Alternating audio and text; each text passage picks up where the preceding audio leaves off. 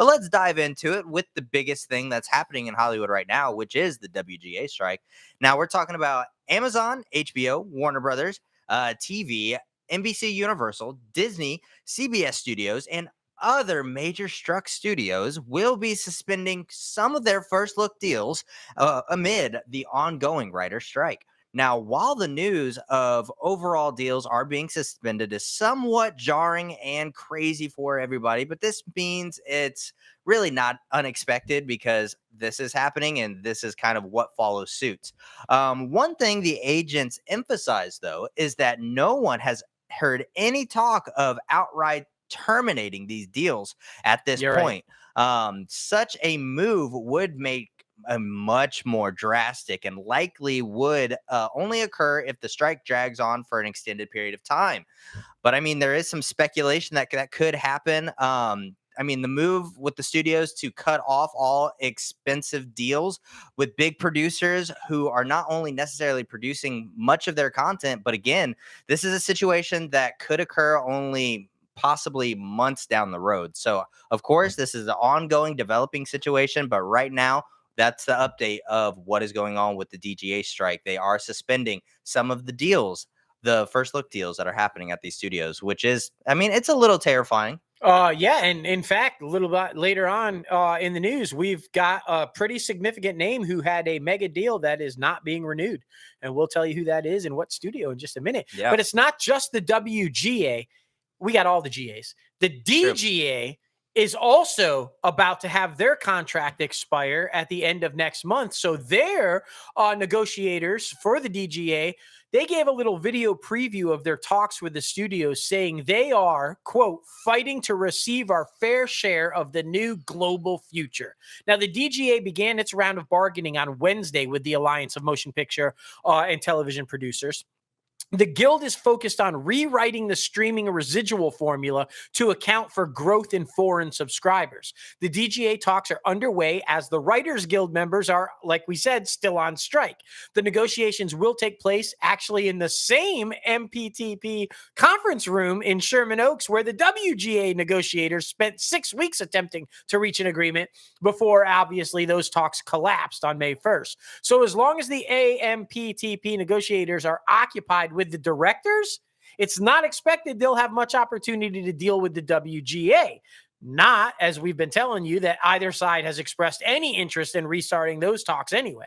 Now, the DGA contract expires on June 30th, as does SAG-AFTRA's contract. SAG-AFTRA is set to begin their negotiations on June 7th.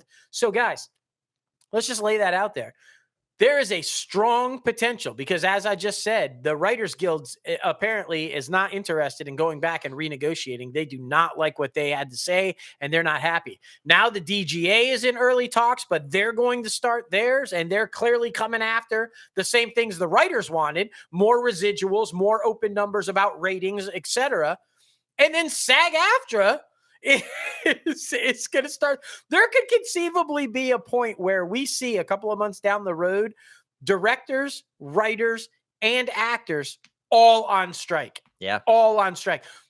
What the fuck does a studio do if that is the case? It is very, very crazy. And a lot of people have been asking too, what about those writers who are also producers? Do they still have to fulfill those producing obligations? Well, there was a threat this past week from studios that said for those particular people, writers that are producers, they could possibly be sued for not fulfilling their contractual obligations. But I also think that is just a threat and a ploy to try to get them to come to an agreement quicker, because the WGA and the spokespeople came out and said that is not true. That's not going to happen. Do not go back. And yeah, so they're sticking strong to this strike. It's going to be very interesting. And I don't know if a lot of people saw, we tweeted about it, but it was the president of SAG-AFTRA who does not want to strike at all. Fran from The Nanny, if you guys remember that show.